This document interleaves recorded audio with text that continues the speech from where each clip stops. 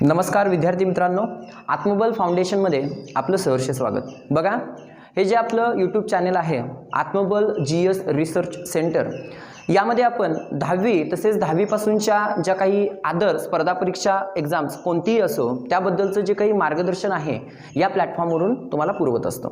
बघा, आपला जो काही सायन्स 2ची त्याचबरोबर सायन्स 1 10वीच्या जी काही महाराष्ट्र स्टेट बोर्डची लेक्चर सिरीज सुरू आहे त्यामध्ये आपला जो काही विज्ञान 2 आहे त्याच्यातील हेरिडिटी अँड इव्हॉल्युशन अनुवंशिकता व उत्क्रांती हा जो काही चॅप्टर आहे त्याच्यातील हा सेकंड पार्ट आहे।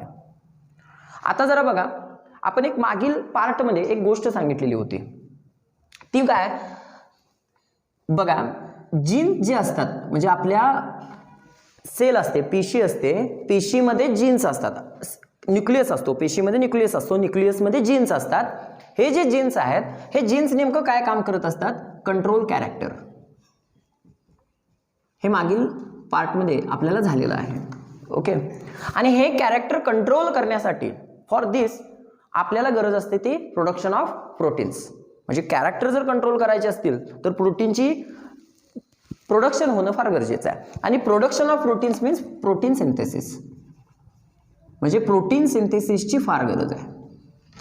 मग हे नेमकं प्रोटीन सिंथेसिस कसं होतं, ह्या प्रोटीन सिंथेसिसची प्रोसिजर कशी आहे नेमकी ते बघणं फार गरजेचं आहे। एक लक्षात ठेवा, हे आपण ह्या चॅप्टरच्या सुरुवातीला हेरिडिटी अँड इव्हॉल्युशनच्या चॅप्टरला का शिकतोय, हे आपण ज्या वेळेला चॅप्टर हळूहळू पुढे मूव्ह करणार आहे त्यावेळेला तुम्हाला नक्की समजेल की इव्हॉल्युशनच्या आधीच ही कन्सेप्ट का घेतलेली आहे। कारण की एक लक्षात ठेवा, ज्या वेळेला इव्हॉल्युशन होत असतं त्यावेळेला मुळात काय चेंज होत असतात तर कॅरेक्टर्स चेंज होत असतात। आणि कॅरेक्टर्स जे चेंज होत असतात, कॅरेक्टर्स जे बनत असतात ते बनत असतात कुणामुळे? प्रोटीन सिंथेसिसमुळे। प्रोटीनच्या बनण्यामुळे कॅरेक्टर्स चेंज होत असतात। दिस इज व्हेरी मच इम्पॉर्टंट, लक्षात ठेवा, ओके। आता आपण ॲक्च्युली जरासं आता जरा बघा, आपण ती जी प्रोसिजर काय होणार आहे ते ॲक्च्युली बघणार आहे आणि तोच आपल्या ह्या चॅप्टरचा मेन भाग आहे, हे लक्षात ठेवणं फार गरजेचं आहे, ठीक आहे। आता आपण पेशीमध्ये जर आतमध्ये बघितलं न्यूक्लियसमध्ये तर अशा पद्धतीने DNA असतो, ओके। आणि DNA मध्ये आतमध्ये जर आपण विचार करायला गेलो, आतमध्ये बघा तर काय असतात? हो, हे नायट्रोजन बेस असतात जे एकमेकाला कनेक्टेड असतात। एकमेकाला कनेक्ट कशामुळे असतात? हायड्रोजन बॉन्डमुळे असतात, ठीक आहे। आता एकमेकाला कनेक्टेड ते पण त्याच्यामध्ये कसं असतं? ॲडेनिन हा कनेक्टेड कुणाशी असतो? ग्वानाइनशी, बरोबर आहे का? असतो का? कुणाशी कनेक्टेड असतो? थायमिनशी कनेक्टेड असतो। ॲडेनिन कुणाशी कनेक्टेड असतो? थायमिनशी कनेक्टेड असतो। ग्वानाइन कनेक्टेड कुणाशी असतो? सायटोसिनशी कनेक्टेड असतो। बघा, हे झालेलं आहे मागच्या पार्टला। एकमेकाला हे कनेक्टेड असतात ना, ठीक आहे, ओके। किंवा सायटोसिन कनेक्टेड असतो ग्वानाइनशी किंवा थायमिन कनेक्टेड असतो ॲडेनिनशी, हे बघितलेलं आहे पण मागच्या पार्टमध्ये, ठीक आहे। आता हे जे अशा पद्धतीने आपल्याला आतमध्ये त्या DNA मध्ये आतमध्ये जे दिसते ते आपण असं एक समजूया की एक सिक्रेट लँग्वेज आहे किंवा एक कोड आहे किंवा ती एक कोडिंग लँग्वेज आहे असं समजूया, हां। आणि हा जो कोड असतो, ही जी कोडिंग लँग्वेज असते ह्यामध्येच प्रोटीन सिंथेसिस दडलेला असते।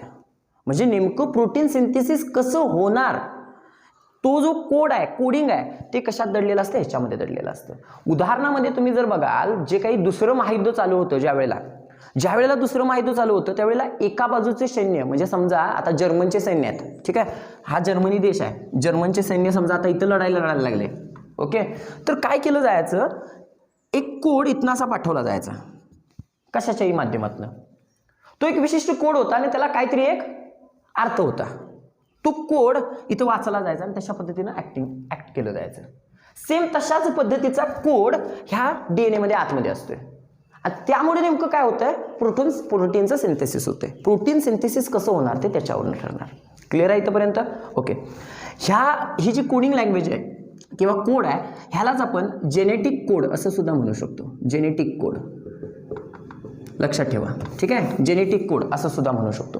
दुसरी महत्त्वाची गोष्ट म्हणजे ह्या जेनेटिक कोडमध्ये महत्त्वाची गोष्ट काय असते तर इन्फॉर्मेशन ऑफ प्रोटीन सिंथेसिस या कोडिंगमध्येच असते, okay. Information of protein synthesis हे ह्यामध्ये असलेलं आपल्याला पाहायला दिसू शकतं. ओके, आता नेमकं हे जे प्रोटीन सिंथेसिस आहे हे नेमकं कसं होतंय, ती प्रोसिजर नेमकी काय आहे ते आपण बघणार आहे. लक्षात ठेवा. ठीक आहे. आता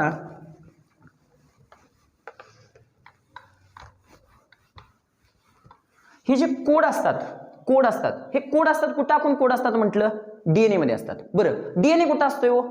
न्यूक्लियस मध्ये असतोय. हे सगळं कुठं आहे? जीन्स, डीएनए, क्रोमोझोम्स सगळं कुठं आहे? आतमध्ये. कुणाच्या? सेलच्या न्यूक्लियस मध्ये आहे ते. बरोबर आहे ना, केंद्रकामध्ये आहे. बघा, ही समजा सेल आहे. ओके, पेशी. सेल म्हणजे मराठीमध्ये पेशी. हा, तिचा हा न्यूक्लियस आहे.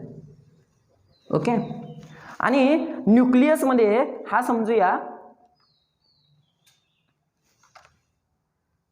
जीन आहे हा एक. अरे ओके, हा जीन आहे. ठीक आहे ना. आता ह्याच्याकडे काय आहे? ह्या जीनकडं किंवा डीएनए कडे असं समजूया आपण. कोडिंग लँग्वेज आहे, ज्याच्यामुळे काय बनवू शकतंय? प्रोटीन तयार होऊ शकतात.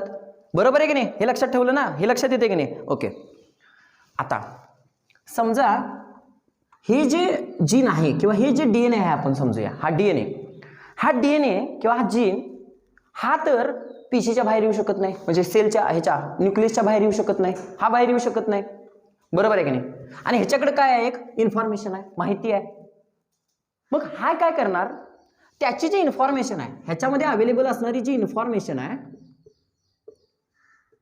ती इन्फॉर्मेशन कॉपी करणार. आणि इन्फॉर्मेशन कॉपी करून काय तयार करणार? mRNA तयार करणार. ह्याच्याकडे इन्फॉर्मेशन आहे ना, ती इन्फॉर्मेशन तो कॉपी करणार. कुणावर कॉपी करणार? mRNA वर. म्हणजे इन्फॉर्मेशन कॉपी करून तू mRNA तयार करणार.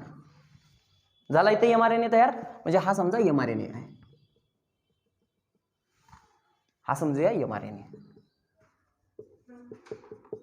ज्याच्याकडं ह्या जीन मधली इन्फॉर्मेशन कॉपी केलेली आहे. ठीक आहे. आणि हा जो mRNA आहे, हा mRNA काय होणार? मग बाहेर जाणार. समजलं का? बघा, हा mRNA मात्र बाहेर जाऊ शकतोय. आता इथपर्यंत क्लिअर आहे? ओके, म्हणजे याचा अर्थ mRNAचं फंक्शन काय? आपण मागच्या पार्टमध्ये बघितलं. 3 टाइप्स आहेत RNAचे, mRNA, tRNA. बघितलं ना आपण? ओके, सगळे 3 टाइप्स आपण बघणार, काय प्रॉब्लेम नाही.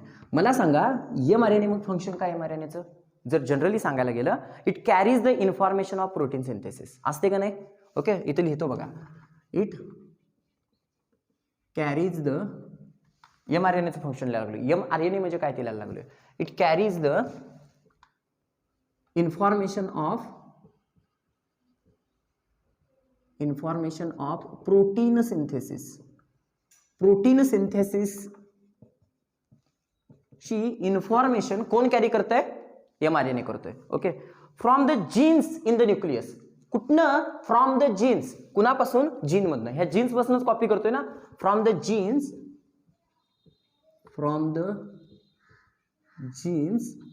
In the nucleus. जीन कुठं असणार आहे? न्यूक्लियस मध्ये ना. ओके, इन द न्यूक्लियस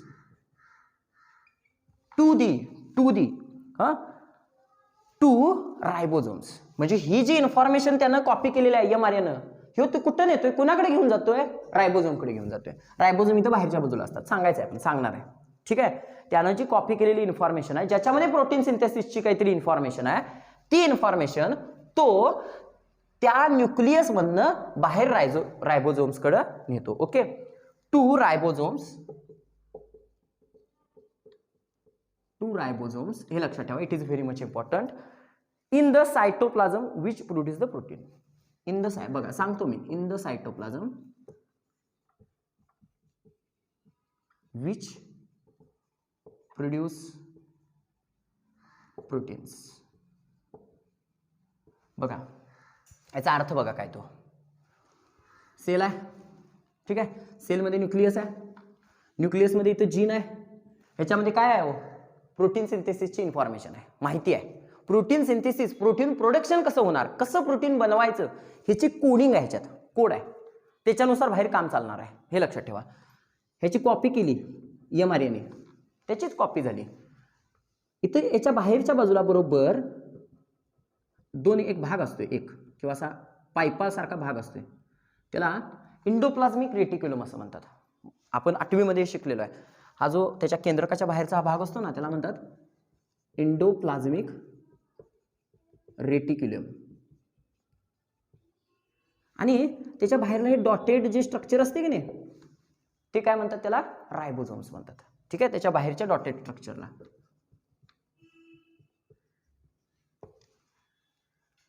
हे रायबोझोम्स याचा अर्थ कुठे आहे हो? सायटोप्लाझम मध्ये आहे ना, कारण की आपण बघितलेलं आहे मागच्या पार्टमध्ये. ओके, हा जर सेल असेल तर सेलमध्ये आत महत्वाचा पार्ट कोण? न्यूक्लियस. बरोबर आहे की नाही? कंट्रोल सेंटर आहे, ते सेंटर आहे. आणि ह्याच्या बाहेरचा जो पार्ट असतो तो कोण असतो? सायटोप्लाझम. ठीक आहे, मग हे जे रायबोझोम्स आहे हे सायटोप्लाझम मध्ये आहे ना, कारण न्यूक्लियस सोडलं की बाहेरच्या बाजूला काय आहे? सायटोप्लाझम. आणि सायटोप्लाझम मध्येच कोण आहे? रायबोझोम्स आहे, जो काय करतो? Produce protein. म्हणजे मेन प्रोडक्शन करण्याचं काम प्रोटीनचं कोण करणार आहे? रायबोझोम्स. म्हणून रायबोझोम्सला सेलची प्रोटीन फॅक्टरी असं म्हणतात. आपल्याला माहिती आहे, this is a proteins factory. बरोबर आहे की नाही?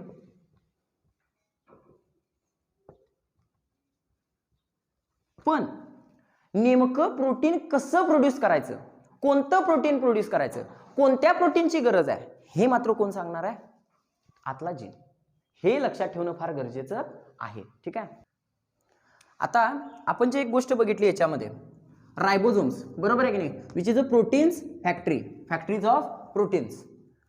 हे जे रायबोझोम्स असतात, हे रायबोझोम्स बनलेले असतात RNA पासून. लक्षात ठेवा, it is a very much important.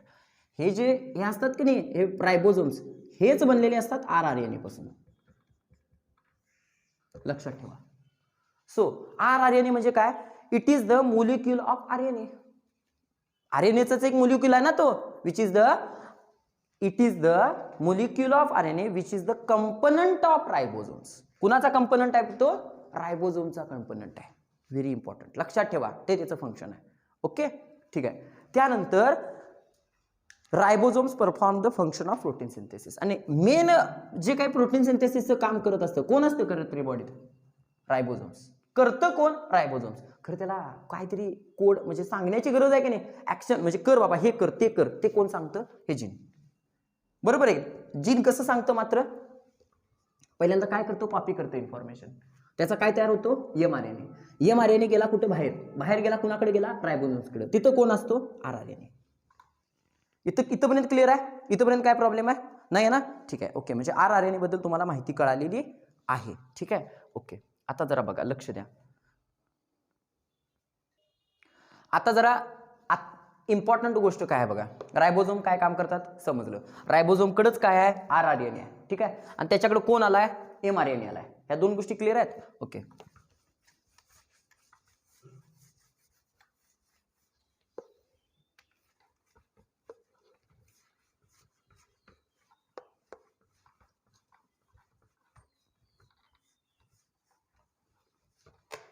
आता जरा बघा, आपण एक गोष्ट बघितली. सेल आहे, बरोबर आहे की नाही? सेलमध्ये न्यूक्लियस आहे, हा न्यूक्लियस आहे, न्यूक्लियसमध्ये जीन्स आहेत. कॉपी केला, mRNA झाला. बाहेर रायबोझोम्स आहे, दिस इज रायबोझोम्स. आणि त्या रायबोझोम्सकडे स्वतःकडेच काय आहे? RNA आहे की नाही? म्हणजे ह्याच्याकडे RNA आहे आणि त्याच्याकडे mRNA आलाय.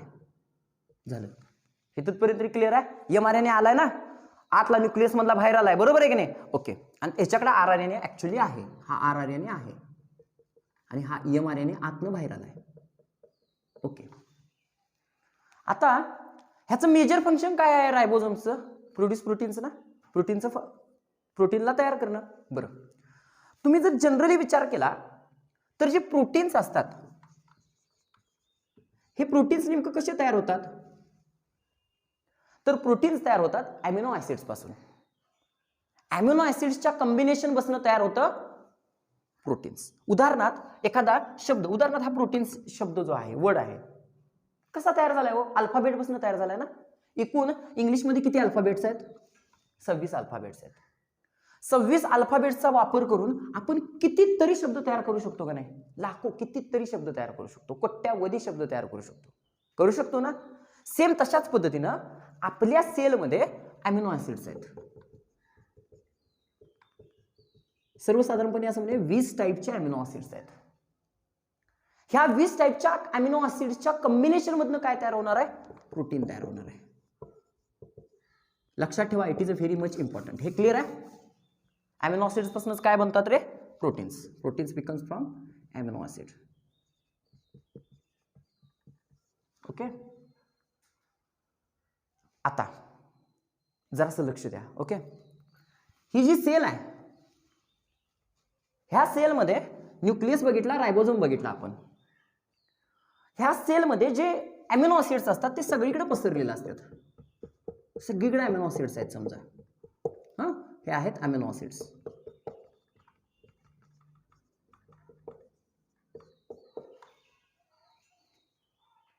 ह्या अमिनो ऍसिड्सच्याच कॉम्बिनेशन मधनं काय बनणार आहे? प्रोटीन्स बनणार आहे. म्हणजे समजा हा अमिनो ऍसिड आणि हा अमिनो ऍसिड आता कुठे न्यायला पाहिजे? रायबोझोम कडे न्यायला पाहिजे. कारण ते बनवणार कोण आहे? रायबोझोम बनवणार आहे. प्रोटीनची फॅक्टरी कोण आहे? रायबोझोम आहे. पण ते प्रोटीन बनवायला त्याला गरज कोणाची आहे? अमिनो ऍसिडची आहे. अमिनो ऍसिड्स कुठे आहेत? सेलमध्ये सगळीकडे पसरल्यात. लक्षात येते ना? बघा, जरा महत्वाचं आहे. ठीक आहे, हे अमिनो ऍसिड कोणीतरी इथपर्यंत आणायला पाहिजे आणि मग अमिनो ऍसिड एकत्र मिळून काय तयार होणार आहे? प्रोटीन तयार होणार आहे. आणि तिथं कामाला येतो तो कोण? म्हणजे टीआरएनए, ट्रान्सफर आरएनए. हा काय करतोय? हा ट्रान्सफर आरएनए समजा इथं आला, इथं हा टीआरएनए. हा काय करणार? ह्या अमिनो ऍसिड्सला इथनं उचलणार आणि इथं आणणार. ओके, अमिनो ऍसिडला उचलून तिथं आणून त्याची साखळी तयार केली. 1 2 3 अशी साखळी तयार केली आणि ह्या चेन मधनच काय तयार होत असतं? प्रोटीन तयार होत असतं. जरा विचार आले, मी समजलं?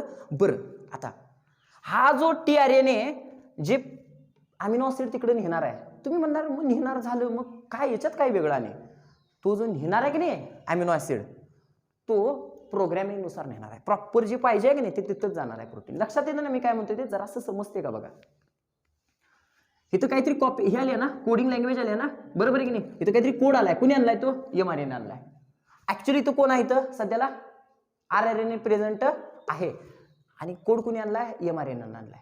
म्हणजे एमआरएनए काय सांगितलंय? मला काय पाहिजे आहे? अशा पद्धतीचा प्रोटीन पाहिजे. मग अशा पद्धतीचा प्रोटीन बनवायसाठी वेगवेगळ्या टाईपचे काय आणायला पाहिजे? अमिनो ऍसिड्स आणायला पाहिजे. ते अमिनो ऍसिड्स कोण आणणार?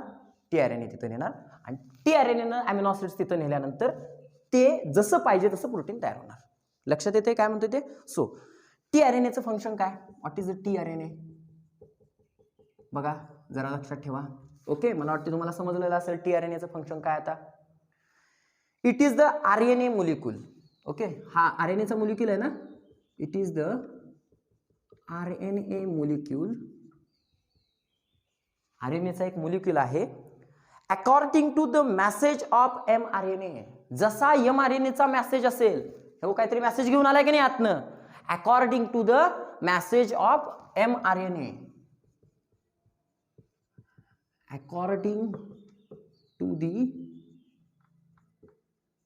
मेसेज ऑफ एमआरएनए, मेसेज नुसार एमआरएनएच्या carries the amino acid, carries the amino acid. Amino acid carries करतोय ना, तो कॅरीज करतोय.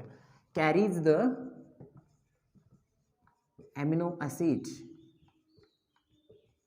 Carries the amino acid up to the ribosomes, up to the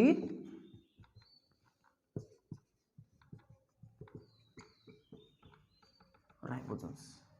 ribosomes पर्यंत हे अमिनो ऍसिड्स ट्रान्सफर करण्याचं काम, कॅरी करण्याचं काम कोण करत असतो? हा टीआरएनए करत असतो. It is a very much important. आणि कुठले एमआरएनए नेतो तो? कुठले अमिनो ऍसिड नेतो तो? जशा पद्धतीने मेसेज असेल कोणाचा? एमआरएनएचा. This is very much important. Okay, आता बघा, आपण एक गोष्ट बघितली, 3 टाईप जे आरएनएचे आहेत ते सांगितले. ओके, आता जे नेमकं प्रोटीन सिंथेसिस होणार आहे, आपण जे बघतोय protein synthesis, protein synthesis, protein synthesis. Okay, ते प्रोटीन सिंथेसिस 3 स्टेजमध्ये, 3 स्टेपमध्ये पूर्ण होणार आहे प्रोटीन सिंथेसिस. ओके, 3 स्टेपमध्ये. बघा, steps of protein synthesis, very much important. Steps of protein synthesis. Steps of protein synthesis. Okay, first process, पहिली स्टेप्स ती म्हणजे ट्रान्सक्रिप्शन. कुठली? ट्रान्सक्रिप्शन. ओके,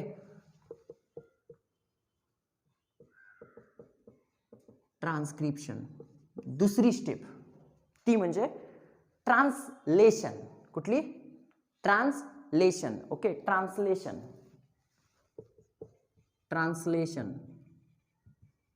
आणि तिसरी म्हणजे ट्रान्सलोकेशन. हा, ट्रान्सलोकेशन.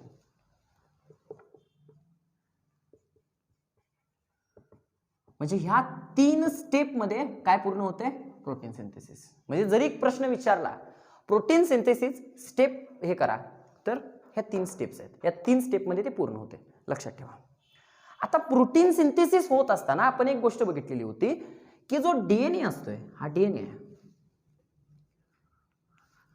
हा जो डीएनए आहे हा काय तयार करतोय? प्रोटीन तयार करतोय. हे डीएनए मुळेच काय तयार होतंय? प्रोटीन तयार होते. मग अशी बघितलं ना आपण, डीएनए मुळेच प्रोटीन तयार होते. बरोबर आहे की नाही? कारण तुम्ही काय म्हणाल, कसं काय? अमिनो ऍसिड तर कोण आणतोय? एमआरएनए, हे टीआरएनए आणतोय ना. मग डीएनए मुळे कसं होतंय? तर डीएनए मध्ये जे कोड असतात, कोड, ते कोड जर बाहेर नाही गेले तर प्रोटीन सिंथेसिस होणार नाही. हे लक्षात ठेवा. डीएनए कडे कोड असतात ना, ते कोड पहिल्यांदा बाहेर जातात ना एमआरएनए थ्रू. बरोबर आहे की नाही? मेसेज जातोय ना बाहेर, आणि मग तो टीआरएनए आणतोय कुणाला? अमिनो ऍसिडला. आणि मग तशा पद्धतीचं काय तयार होतात? प्रोटीन तयार होतात. ओके, सो डीएनए पासून काय तयार झाला? प्रोटीन तयार झाला. बरोबर आहे की नाही? पण डीएनए पासून प्रोटीन तयार होत असताना कुणाची मदत घेतली गेली? आरएनएची. ठीक आहे ना? याचा अर्थ असा आहे, DNA produce proteins through RNA. DNA जे काय प्रोटीन्स प्रोड्यूस करणार आहे, कुणाच्या आधारे करणार आहे? कुणाचा वापर करणार आहे? आरएनएचा करणार आहे ना. आरएनएचाच वापर केला ना. एमआरएनएचा केला का नाही वापर?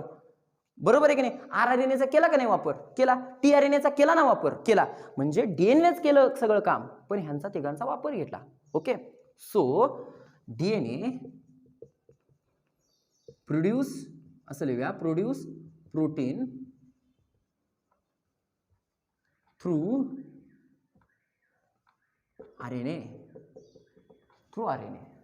आणि डीएनए जे प्रोड्यूस करतं कुणाचं? प्रोटीनचं. कुणाच्या आधारे? आरएनएचे. ती जी सगळी प्रोसिजर आहे, त्या सगळ्या प्रोसिजरला म्हणतात सेंट्रल डॉग्मा प्रोसेस. ओके, त्या प्रोसिजरलाच म्हणतात central dogma.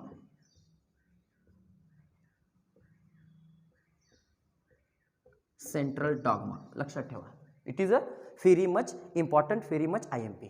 Okay, this is a central dogma.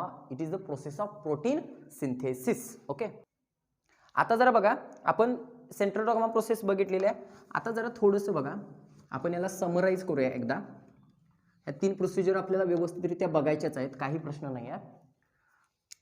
This is one cell. Okay, cell आहे, पेशी आहे.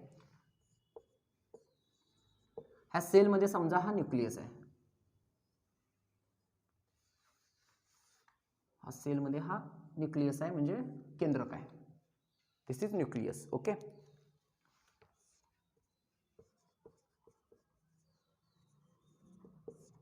केंद्रक आहे. आपल्याला माहिती आहे केंद्रकामध्ये काय असतो? डीएनए. डीएनए काय तयार करतो? एमआरएनए करतो ना. ओके, हा जो एमआरएनए आहे हा काय होतो? पेशीच्या याच्या न्यूक्लियसच्या बाहेर जातो. बघितलेला आहे आपण आता ते. हाच एमआरएनए न्यूक्लियसच्या बाहेर जातो. आणि ह्याच एमआरएनएच्या थ्रू कोण तयार होतो? प्रोटीन तयार होतो. बरोबर आहे की नाही? एमआरएनएच मेन काम करतोय, मेजर फंक्शन करतोय, ह्याच्यामुळेच तयार होतो तो म्हणजे प्रोटीन.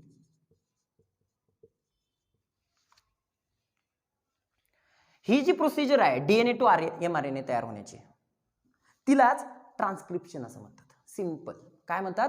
ट्रान्सक्रिप्शन असं म्हणतात. Okay, this procedure is known as transcription. Transcription.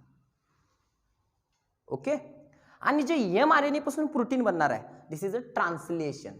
काय म्हणतात त्याला? ट्रान्सलेशन.